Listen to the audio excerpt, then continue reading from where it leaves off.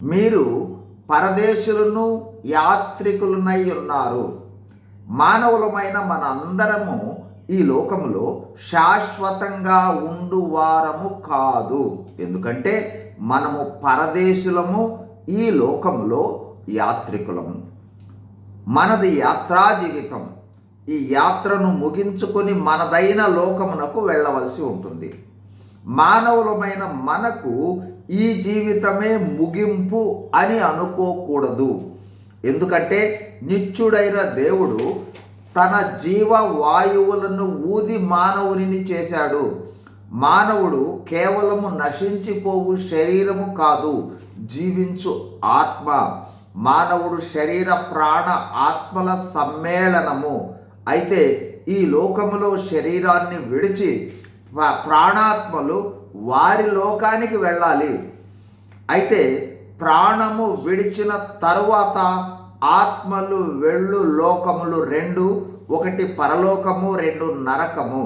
ఒక వ్యక్తి పరలోకమునకు వెళ్తాడా లేక నరకమునకు వెళ్తాడా అనేది వారు జీవించిన జీవితమును బట్టి ఉంటుంది.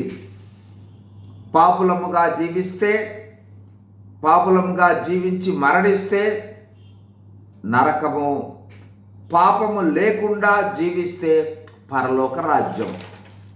అయితే దేవుని వాక్యము సెలవిచ్చు సత్యం ఏమిటంటే, ఏ భేదమును లేదు, అందరూ పాపము చేసి దేవుడు అనుగ్రహించు మహిమ అంటే పరలోకమును పొందలేకపోతున్నారు.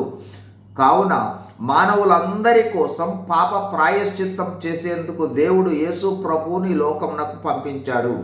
మనందరి పాప ప్రాయశ్చిత్తం కొరకు, పాపము నుండి నరకము నుండి రక్షించుట కొరకు యేసు ప్రభు తన ప్రాణాన్ని అర్పించి మరణించి సమాధి చేయబడి తిరిగి 3వ దినమున లేచాడు. నీవెంతటి ఘోర పాపివైనను, ఏ స్థితిలో ఉన్నను, ఏ పరిస్థితిలో ఉన్నను రక్షించుటకు సమర్థుడు యేసు ప్రభువు. కావున మనము మన పాపముల విషయమై పశ్చాత్తాపపడి కేవలము యేసు ప్రభు అని మన నోటితో ఒప్పుకొని దేవుడు మృతులలో నుండి ఆయనను లేపినని మన హృదయమందు విశ్వసించిన ఎడల యేసు ప్రభు వారి నామమును బట్టి ప్రార్థించినట్లయితే రక్షించబడతాం. అప్పుడు యేసు ప్రభు మనలోనికి వచ్చి పరలోకము చేరు వరకు మనకు తోడుగా ఉండి రక్షించి పరలోకమునకు తీసుకుని వెళ్తాడు.